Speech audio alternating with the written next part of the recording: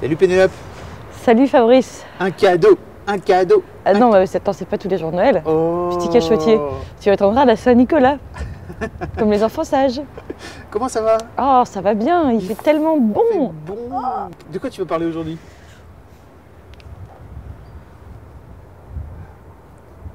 Freud. Freud. Freud. Freud. Sigmund Freud. Son prénom. C'est hyper bien. C'est vrai? Ah ouais, c'est super bien. Je l'ai fini là, comme je vous parle, ce matin. Hyper bien. C'est donc une biographie de Freud. Mais alors une biographie un petit peu avec des angles un peu particuliers, hein, parce que c'est pas exhaustif. Tu noteras que ça a été écrit par Corinne Mayer. C'est qui Corinne Mayer, Fabrice? C'est la nana qui écrit Bonjour Paresse et aussi No Kid, que je recommande à tout le monde parce qu'elle dit de ne pas faire d'enfants. Ouais, et de ne pas être fonctionnaire. Et donc, qui elle-même est psy. C'est dessiné par Anne Simon. Anne Simon, c'est une fille qui dessine très bien et qui a un dessin super enlevé, hyper dynamique, hyper coloré. Mais après, je montrerai des images, alors je joindrai le geste à la parole. Alors donc, ça raconte Freud de sa naissance à sa mort. Il se raconte lui-même, donc c'est assez marrant. C'est très drôle, évidemment, c'est un peu... c'est pas du tout une bio lourdingue, quoi. C'est que c'est raconté de manière un peu rigolote et tout. Et donc, il nous raconte depuis sa naissance, son enfance, ses premiers travaux sur le sexe des anguilles, puisqu'on ne le sait pas, mais c'était ça son premier job.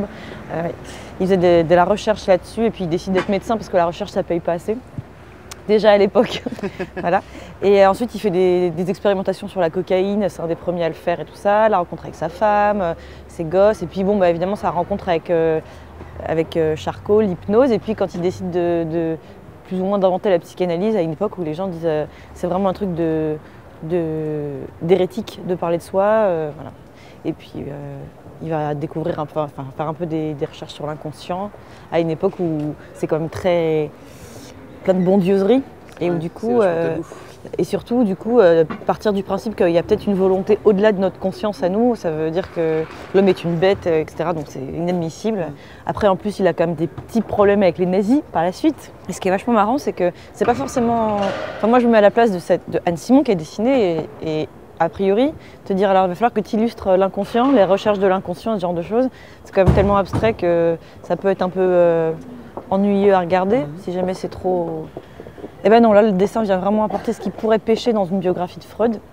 C'est-à-dire que pas une seconde on s'emmerde évidemment, et puis surtout c'est la symbolique est hyper forte et riche et rigolote tout le temps, et puis chaque page est comme un petit tableau, donc c'est vraiment super à regarder. Et puis elle trouve des... Par exemple, quand Freud essaye d'attraper la notion d'inconscient, il le fait avec un filet à papillons et tout ça, il y a plein de... Enfin, je montrerai encore une fois, donc ça sera mieux. Mais des métaphores vraiment chouettes. J'aime bien les BD qui sont un peu machin pour les nuls. Donc Freud pour les nuls, en l'occurrence, pour quelqu'un comme moi qui ne sait pas grand-chose de Freud. Ça donne assez envie d'en savoir plus sur Freud après. Voilà. C'est ce qu'on se dit, c'est que ça sort un peu du cliché de Freud, c'est pas que le désir de pénis chez la femme, quoi. Voilà. Donc c'était vraiment pas mal. Et jamais sur un ton ni trop sérieux ni chiant à lire. Donc c'est très bien. En fait, j'avoue, c'est ça qui m'a d'abord séduite. Bon, la couve déjà est magnifique, quoi. Je trouve qu'elle fait des appels de phare depuis les vitrines des librairies. C'est clair. Elle est vraiment trop belle. Et puis après, j'ai feuilleté l'intérieur qui est encore plus beau. Et en plus de ça, c'est marrant. Donc c'est très bien. Et en ce moment, il y a vachement de bio qui fleurissent comme ça, j'ai l'impression. Il y a un Nietzsche qui est sorti. Et puis il y a, chez Naïve, ils ont sorti Virginia Woolf et Dolto aussi en bio. Et donc je me suis dit, je vais toutes les lire, et puis comme ça, je vais faire une espèce de grand sujet comme ça transversal sur les bios. Puis j'ai la flemme. Donc j'ai lu celle qui me tentait le plus dans le tas, c'est Freud, parce que c'est la plus belle. Ok. Alors Freud, de Corinne Mayer et d'Anne Simon chez Dargaud. Chez Dargaud. Merci Pénélope. Eh ben de rien. Et maintenant, on va mettre des écharpes, parce que j'ai oublié la mienne, et des gants. Et ensuite, je vais perdre l'usage de mes mains. Il fait si froid. Allez, salut. Salut.